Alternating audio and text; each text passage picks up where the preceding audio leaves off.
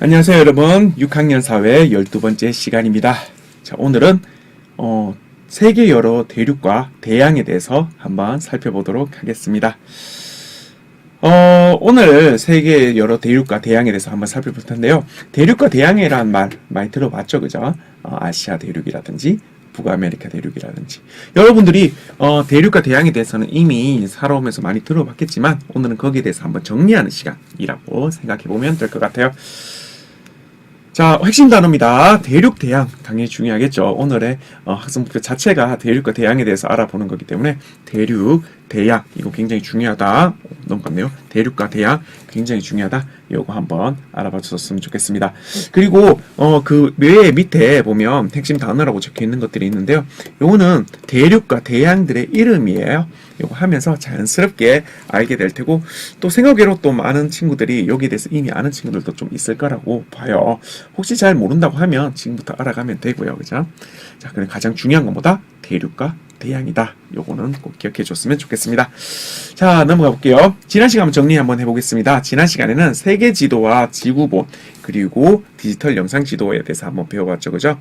특히 또 세계 지도와 지구본은 여러 나라들의 위치를 알 수 있다는 공통점이 있었어요. 어떻게 알 수 있다? 뭘로 알 수 있다? 그렇죠. 위도, 경도로 알 수 있죠. 또 위도, 경도라고도 할 수 있겠지만 위선, 경선이라고도 할 수 있죠. 보다 세로선이 경선, 가로선이 위선. 그래서 이 위선과 경선 맨 끝에 있는 이 위도와 경도를 통해서 이 지역은 몇 도에서 몇 도 사이, 몇 도에서 몇 도 사이 지역이다. 이렇게 얘기해 볼 수 있다고 했습니다. 자, 근데 차이점이 있다고 했죠, 그죠? 지구본은 지구의 모습 그대로를 나타내주고 있는데 세계 지도는 이 지구의 모습을 평면으로 드러내다 보니까 북쪽과 남쪽에 확대가 있었고, 그에 따라서 잠깐 실제 모습과 다른 모습을 보이기도 한다.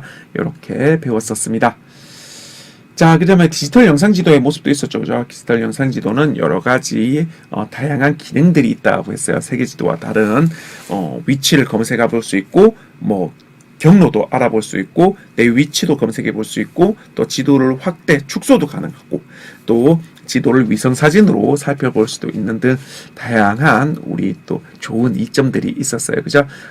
디지털 영상 지도라고 해서 특별히 다르게 어려운 것이라기보다는 여러분이 다음이나 네이버나 구글에서 찾아볼 수 있는 그 지도들, 그걸 말한다는 것 여러분들이 기억해 줬으면 좋겠네요. 자, 오늘 알아볼 대륙과 대양에 대해서 한번 본격적으로 들어가 보도록 하겠습니다. 요거 보면 우리나라 지구를 나타낸 모습이죠. 우주에서 본 지구의 모습입니다. 여기서 보면 알겠지만 파란색은 바다고요. 그 다음에 초록색이나 또 갈색으로 되어 있는 부분은 육지라고 볼 수 있습니다. 어느 게 더 크죠? 선생님 적어 놓기도 했지만 바다가 훨씬 더 큽니다. 70%가 바다로 이루어져 있고요. 우리 지구는 30%만 육지에 해당합니다. 우린 대개 이 30%인 육지에 많이 살고 있죠. 근데 여기서 이 육지들 중에서 대륙이란 말이 나오고요. 바다들 가운데서 대양이라는 말이 나옵니다. 자, 그럼 한번 살펴볼게요. 대륙과 대양에 대해서 한번 살펴보도록 하겠습니다. 여기서 보면 아시아라 적혀있기도 하고, 유럽이라 적혀있기도 하고, 아프리카로 적혀있기도 하고, 오세아니아, 북아메리카, 남아메리카 적혀있죠. 이런 것들을 우리는 대륙이라고 합니다. 이런 것들을 대륙이라고 한다. 그 다음에 태평양, 대서양, 인도양, 북극해, 남극해. 이것도 대서양입니다. 대서양이니까 한 잘린 거예요. 여기도 대서양입니다. 이런 것들을 우리는 대양이라고 부릅니다. 자, 그럼 구체적으로 한번 보죠. 대륙부터 보겠습니다. 대륙이란 것은 바다로 둘러싸인 큰 땅덩어리를 말합니다. 바다로 둘러싸인 큰 땅덩어리를 말하는데요. 근데 섬도 사실 바다로 둘러싸여져 있잖아요. 일본을 생각해 보면 일본도 다 바다로 둘러싸여져 있죠. 그러면 일본처럼의 섬과 대륙의 차이는 뭐냐? 지난 시간에 잠깐 언급되었던 이 그린란드 있잖아요. 얘가 그린란드입니다. 얘보다 크면 대륙이고요. 얘보다 작으면 섬입니다. 지난 시간에 한번 살펴봤지만 오세아니아, 특히 오스트레일리아는 그린란드보다 훨씬 컸죠. 그죠? 그래서 오스트레일리아가 포함된 오세아니아는 대륙이다 라고 할 수 있고요. 여기 일본은 그린란드보다 훨씬 작거든요. 그래서 일본은 섬이다. 이렇게 생각해 주면 되겠어요. 즉 대륙은 사면이 모두 바다로 둘러싸인 큰 땅덩어리를 말하는데 섬과의 차이점은 그린란드보다 크냐 작냐 요걸로 알 수 있다고 했어요. 그럼 여기서 잠시 그린란드는 섬입니다. 그래서 그린란드보다 작으면 그린란드를 포함해서 다 섬, 그리고 그린란드보다 크면은 대륙이다 이렇게 생각하면 되겠어요.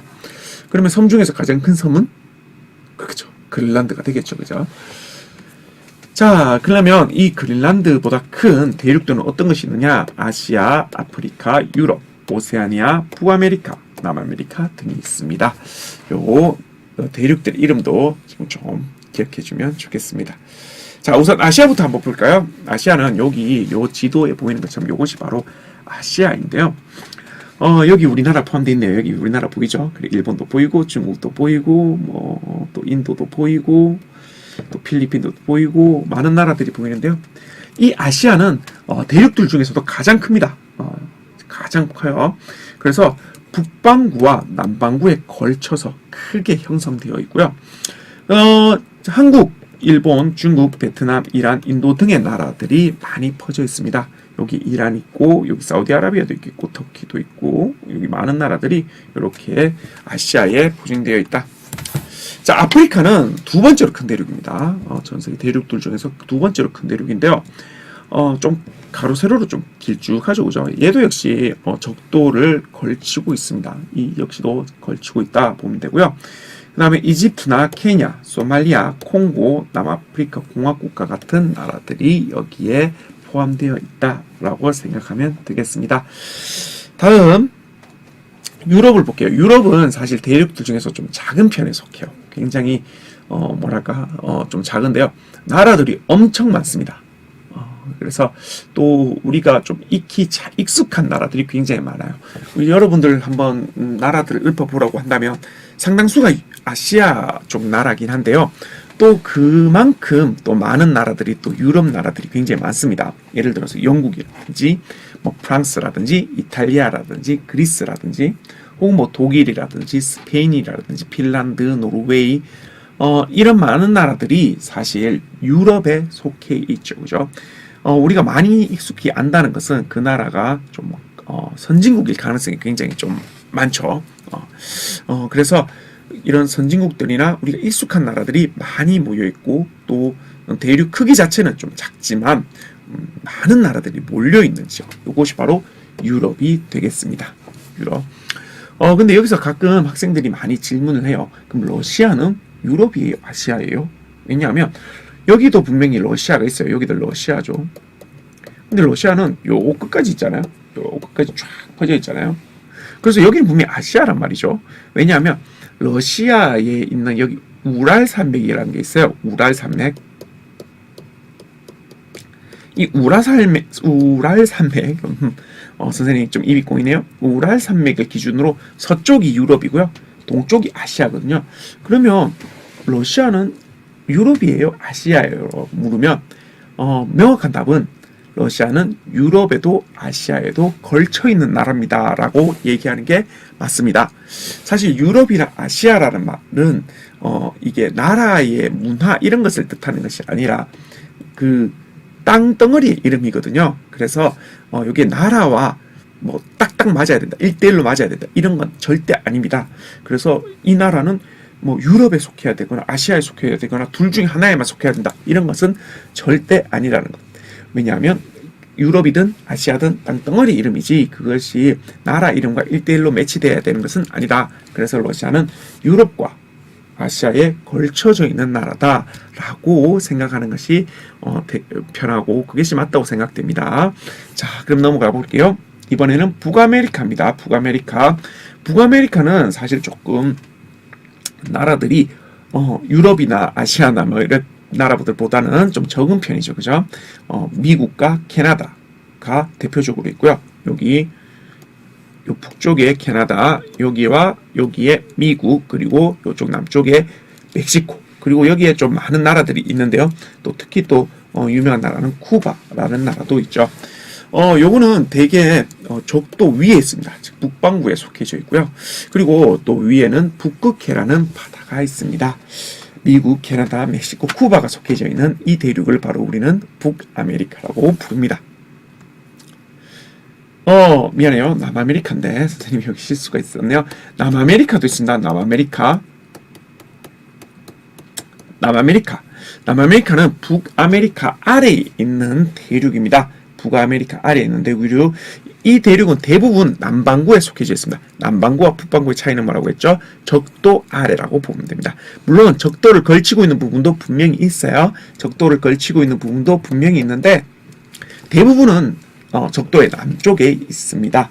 그리고 이쪽에는 남극해가 있어서 남극해 대륙의 근처라고도 근처의 대륙이라고도 볼 수 있습니다. 다시 한 번 더, 이건 선생님이 잘못 쓴 거예요. 남아메리카는 남반구에 주로 위치합니다. 물론 적도에 걸쳐 있는 부분도 있습니다. 그리고 남극해 근처에 있는 대륙이기도 하다. 그리고 여기에는요, 브라질이라든지 아르헨티나라든지 파라과이라든지 칠레라든지 페루라든지 하는 나라들이 여기에 많이 속해 있습니다. 그래서 그리고 또 여기 또 특징은 뭐냐면 스페인어를 좀 많이 써요. 여기에 있는 브라질은 우리 되게 포르투갈어를 쓰거든요. 유럽에 있는 그 포르투갈 말입니다. 유럽에 있는 포르투갈어를 많이 쓰는데 여기 나머지 나라들은 유럽에 역시 있는 스페인어를 많이 쓰고 있습니다. 왜 그러냐면 옛날에 요 남아메리카는 스페인과 포르투갈의 식민지였거든요. 우리가 일본의 식민지였던 것처럼 식민지였고 우리 조선이 그 일본한테 식민지로 될 때는 이미 오랜 역사 동안 우리나라 언어를 가지고 있었기 때문에 독립을 하고 나서 우리는 일본과 다른 우리나라 말을 쓰기를 계속했지만 남아메리카 같은 경우는 나라가 형성될 때 이미 식민지가 되어 있었기 때문에 스페인어와 포르투갈어를 많이 지금도 쓰고 있다고 보면 되겠습니다. 자, 그리고 오세아니아입니다. 오세아니아. 사실 유럽보다 더 작은 대륙이라고 보면 됩니다. 가장 작은 대륙이에요. 유럽도 아까 전에 작다고 얘기했잖아요. 그런데 오세아니아는 유럽보다도 더 작습니다. 대륙 중에서 가장 작은 대륙이고요. 요거는 100% 남반구에 위치해 있습니다. 여기 적도가 위에 있고 남반구에 위치해 있습니다. 사실 요 오세아니아 같은 경우에는 우리 북아메리카처럼 나라가 그렇게 많지는 않아요. 여기 호주라고도 불리는 오스트레일리아와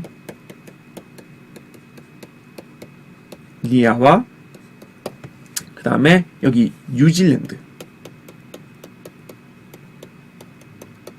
이런 나라들이 있습니다. 물론 파푸아 뉴기니나 다른 퉁가 같은 이런 섬들도 많이 있지만 대표적으로 큰 나라는 요 두 개 정도 꼽아볼 수 있겠네요.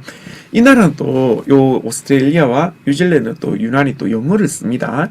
그 이유는 남아메리카에서 쓸었던 것을 또 한번 적용해 보면 금방 나오겠죠. 네, 맞습니다. 여기서는 영국의 식민지였기 때문에 오스트레일리아와 뉴질랜드는 영어를 지금도 쓰고 있다. 그리고 여기 많은 섬나라들도 영어를 쓰는 곳도 있다라는 것도 참고로 알아주면 좋겠네요.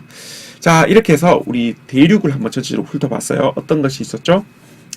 아시아가 있었고 또 뭐가 있었죠? 유럽, 아프리카,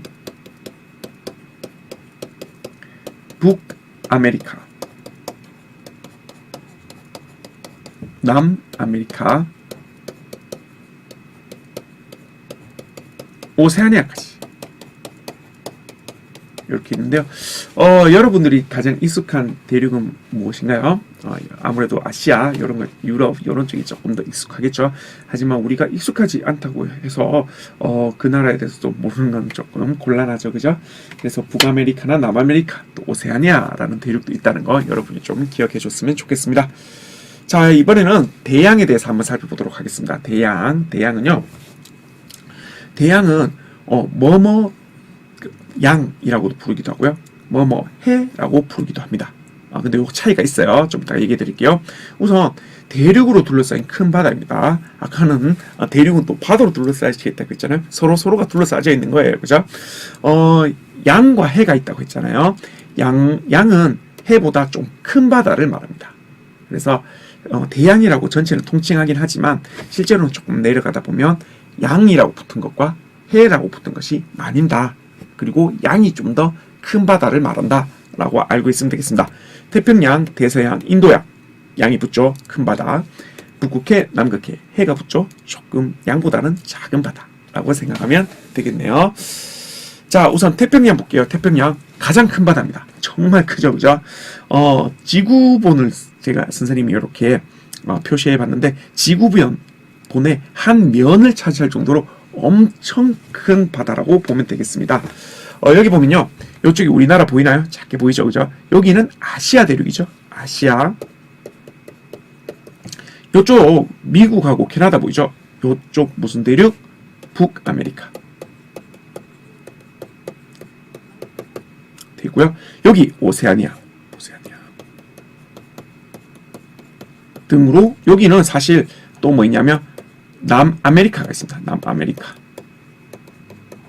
그래서 아시아, 오세아니아, 요거 좀 잘못 적었네요. 요것도 지울게요. 미안해요. 자꾸 북아메리카와 남아메리카라고 바꿔야겠네요.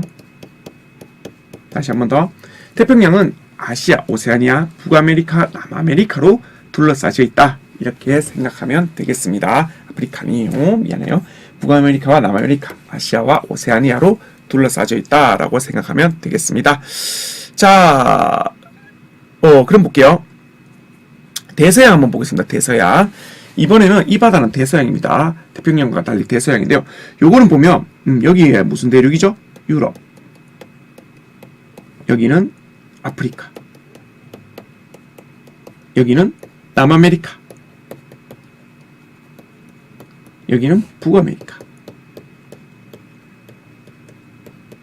즉 유럽과 아프리카, 북아메리카, 남아메리카로 둘러싸여 있는 이 대륙을 대서양이라고 합니다.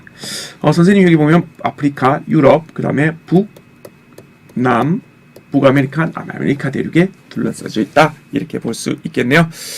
자, 인도양 한번 볼게요. 인도양은요, 여기 보면 오세아니아 대륙이죠. 오세아니아. 여기는 위쪽은 아시아고요. 왼쪽에는 뭐가 있죠? 아프리카예요. 즉 아시아, 오세아니아, 아프리카에 둘러싸여 있는 이 바다를 우리는 인도양이라고 부른다 라는 거 기억해 줬으면 좋겠습니다. 하필 이름이 왜 인도양이냐고 한다면, 여기 인도 있잖아요. 인도. 여기에 남쪽 바다. 많은 옛날에 유럽의 많은 나라들이 이 인도를 찾아서 무역을 하기 위해서 많이 왔었거든요. 그래서 이 바다를, 인도를 찾기 위해서 많이 누볐다고 해서 인도양이다. 이렇게 생각해 보면 되겠습니다. 자, 해도 있다고 했죠. 북극해는 아시아와 북아메리카, 유럽 등의, 유럽이 여기 있고요. 여기 아시아가 있고요. 요 북아메리카가 있잖아요. 이런 대륙들로 둘러싸여져 있는 바다라고 보면 되겠습니다. 북극 주변에 있는 바다예요. 남극해는요, 남극 대륙을 이렇게 둘러싸고 있는 바다를 말해요. 아까도 얘기했지만 해는 양보다 조금 작다라고 생각하면 되겠습니다. 자, 이와 같이 대륙과 대양에 대해서 한번 살펴봤어요. 그죠? 배운 내용을 한번 정리해보죠. 대륙은 유럽, 아시아, 유럽, 아프리카, 오세아니아, 북아메리카, 남아메리카 등이 있었고요. 또 대양은 태평양, 인도양, 대서양, 북극해, 남극해 등이 있었다. 요거 좀 기억해 줬으면 좋겠습니다. 대륙은 큰 땅덩이, 바다로 둘러싸여있는 큰 땅덩이로서 그린란드보다 크면 대륙이고 그린란드보다 작으면 섬이다. 이렇게 기억해 주면 좋겠습니다.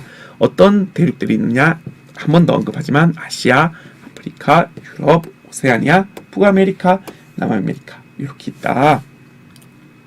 그래서 요렇게 우리 대륙들이 존재하고 있다라고 기억해 주면 되겠습니다.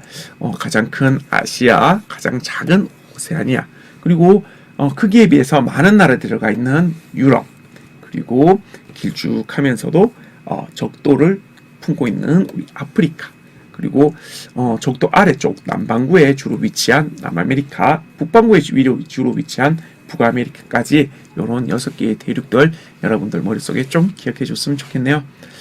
자, 대양과 해, 즉 대양에 대해서 한번 살펴보면 양과 해가 있는데, 양이 좀 더 큰 바다를 말하고요. 태평양, 대서양, 인도양, 북극해, 남극해 등이 우리가 아는 대양으로 있다. 태평양, 북극해, 남극해, 인도양, 대서양 이렇게 있는데요. 태평양은 뭐로 둘러싸여 있다? 아시아, 북아메리카, 남아메리카, 오세아니아 이 네 개의 대륙으로 둘러싸여 있는 가장 큰 바다. 그리고 인도양은 아시아, 오세아니아, 아프리카로 둘러싸여 있는 인도 아래에 있는 바다. 그 다음에 대서양은 유럽, 아프리카, 남아메리카, 북아메리카로 둘러싸여 있는 바다. 그리고 북극해는 북극 주변에 있으면서 유럽, 아시아, 그 다음에 북아메리카 주변에 둘러싸여 있는 바다. 그럼 남극해는 남극 주변의 바다. 이렇게 여러분들이 꼭 기억해 줬으면 좋겠습니다. 자, 한번 교재를 살펴보도록 하죠. 교재 몇 번 얘기하지만 여러분이 먼저 풀고 와주셨으면 좋겠어요. 자, 대륙은 바다로 둘러싸인 큰 땅덩이라고 하는데, 그럼 섬과는 무슨 차이지? 라는 거예요. 어떤 기준이 있었죠? 어떤 기준? 네, 그린란드였어요. 그린란드는 그럼 섬이다, 대륙이다? 섬이다. 섬 중에서도 가장 큰 섬이다. 라고 보면 되겠습니다.